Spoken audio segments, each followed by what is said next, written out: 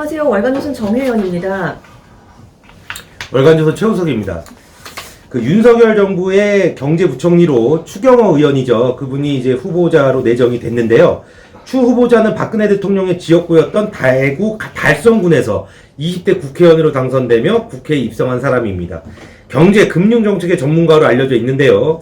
근데 느닷없이 홍남기 현재 경제부총리죠. 쉽게 말해서 문재인 정부의 부총리가 추경호 후보자와 굉장히 친하다고 공식 발언을 하면서 세간의 웃음을 사고 있습니다. 이에 대해서 우리 정혜연 TV에서 정혜연 선배를 모시고 한번 이야기를 들어보도록 하겠습니다. 예. 친할 수 있죠. 네, 같은 분야에서 그렇죠. 했으니까 친할 수 있겠죠. 네, 친할 수 있죠. 근데 이거를 이제 공공연하게 홍남기 부총리가 이제 최근에 있었던 외신 기자 간담회에서 네. 추경호 후보자와는 기재부에서 같이 근무도 했고 나이도 같다. 네. 같은 기재부 출신이니까 굉장히 개인적으로 잘 안다. 저도 잘 알 거라고 생각해요. 네. 나이도 동갑이 맞고 뭐 네. 회식 출신이고 공통점도 맞고 하니까.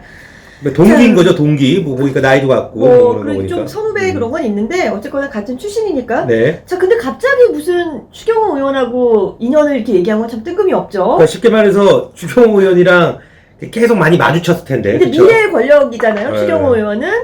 자, 그러더니 홍남기 부총리가 그런데 제가 시장에 반하는 정책을 한 것처럼 평가되는 것이 동의하기 어렵다. 나도 경제학을 전공해서 37년째 관료를 하는데 시장 기구의 작동을 모르겠느냐.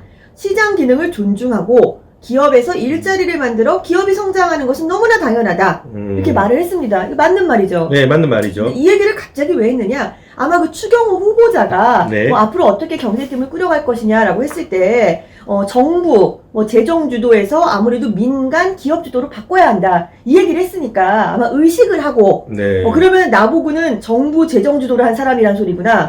나는 그러면은 민간 기업 주도를 안 한 사람이냐? 이렇게 해서 약간 이거를 마음에 두고 한 작심 발언으로 보입니다. 그러니까 이런 게 있어요. 좀 다른 얘기인데 지금 문재인 정부에서 국방부 장관을 역임한 분들이 네.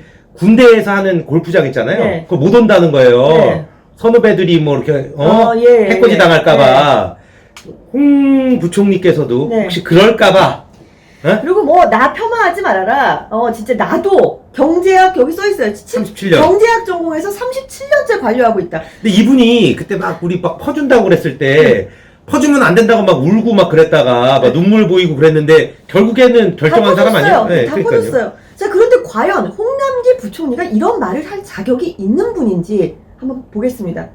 홍 부총리는 2018년 12월부터 기획재정부 제8대 장관 겸 경제부총리를 맡고 있습니다. 네. 그러니까 문재인 경제팀 2기를 내내 끌었죠. 지금까지도 지금 현재 부총리입니다. 그러니까 순장조라고 보면 되는 거예요. 순장도 아니고 그 아이가 중반에 들어가서 끝까지 괴를 같이 한 그 결국은 순장조인데 순장도 네. 약간 좀 늦게 들어간 그런 게 있잖아요. 순장조 치고는 그러니까 순장조는 처음부터 끝까지 쭉 있는 사람인데. 근데 이분은 완전히 그러니까 문재인 핵심 라인이죠. 아까 최 기자 얘기했지만 홍남기 부총리가 그동안 했던 말을 좀 한번 제가 모아봤습니다. 네. 과연 이렇게 나는 37년째 관료하는 사람으로서 경제학 전공한 사람인데 이렇게 무시당하면 안 된다는 이 발언에 대해서 그러니까 시장에 반하는 정책을 하지 않았다라고 말하는 자격이 한번 있을까? 해볼게요. 예.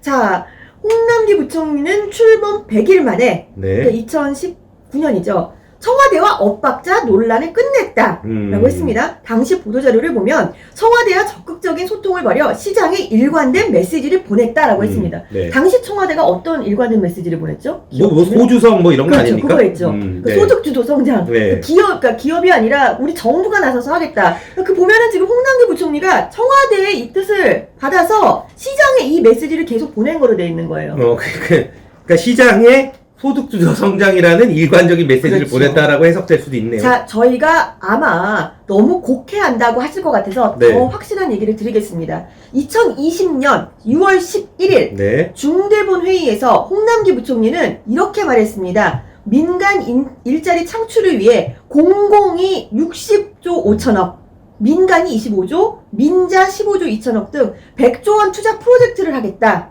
그 다음에 공공투자 60조는 연내에 100% 집행 완료하도록 하겠다. 공공이 지금 민간 일자리 창출하는데 공공이 민간의 2배 이상을 지금 낸다면서요. 그렇죠. 그럼 이게 그렇죠. 공공주도가 아닙니까?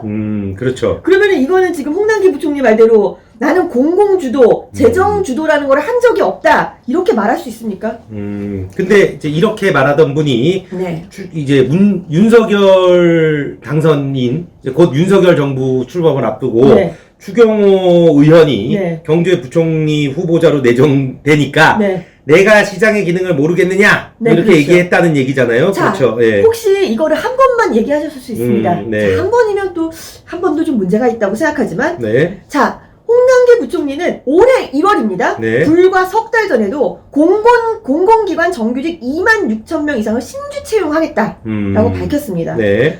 공공기관의 역할 중 하나는 청년들이 선호하는 양질의 일자리를 많이 제공하는 것이다. 아니, 그러니까 공공기관 늘리겠다는 소리 아니에요. 물론 이거는 공공기관이 투자해서 일자리 만든다는 거랑 좀 다릅니다만. 그러니까 공공기관을 늘리자는 게 아니라 공공기관 내의 일자리를 좀 그렇죠. 늘리자는 건데 쉽게 말해서 그때 네. 문재인 대통령께서 무슨 인천공항에 가갖고 그렇죠. 거기에 이제 용역들도 그렇죠. 다 정규직 해야 된다. 네. 그 정규직으로 들어와서 문제가 많았잖아요. 그렇죠. 어마어마하게. 네. 그렇게 하겠다는 얘기죠. 그렇죠. 전 그겁니다. 그렇게 해석이 되는데. 그리고 지금 최 기자가 말한 것처럼 인구공에 대해서도 홍남기 부총리가 직접 평가를 스스로 한 적이 있습니다.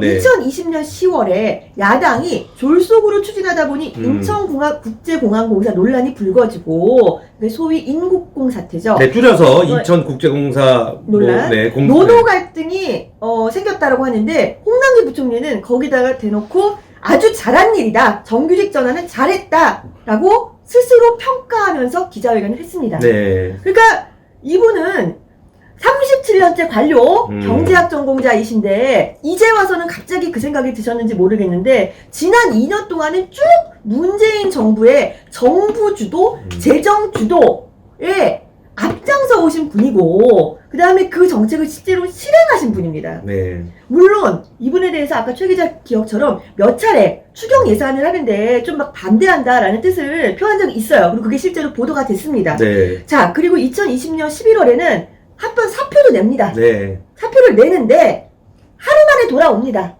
이게 그러니까 사표를 진짜 진정성 있는 사표 제출이냐라는 네.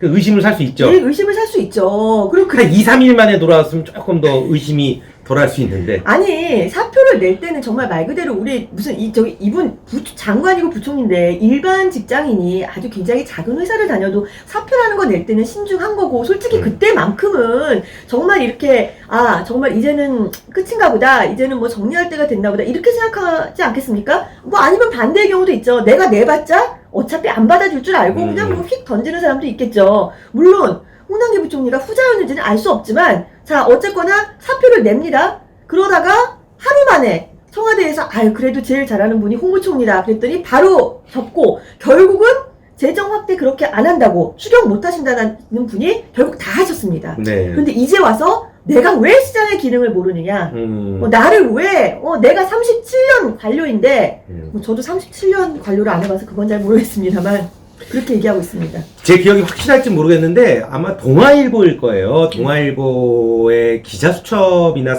칼럼 같은 걸로 아마 저보다 높으신 분이 이제 언론인 선배가 쓰신 글로 기억이 나는데 홍남기 부총리에 대해서 썼던 걸로 기억을 합니다. 이게 굉장히 꼼꼼하고 굉장히 자기가 느꼈을 때는 생각도 보수적이고 이런 분인데 이런 분이 저도 약간 보수적이라고 봐요. 이런 분이 왜 문재인 정부에서 이렇게 하고 있을까 그게 좀 안타깝다라는 그 주제였던 것 같아요, 제 기억에. 근데 옛말에 절이 싫으면 이제 중이 떠나가라는 말이 있지 않습니까? 그렇죠.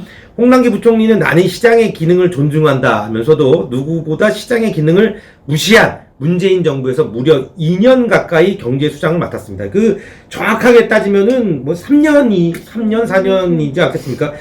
그러니까, 이 연수만 보면. 그렇죠.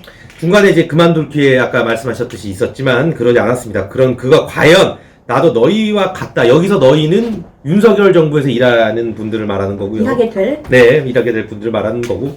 이런 말을 이제 할 자격이 있는지 그거에 대해서 우리 또 이제 독자분들이 한번 생각해 주시면 좀 답이 나오지 않을까 그렇게 생각이 됩니다. 이번 시간 여기서 마치도록 하겠습니다. 감사합니다.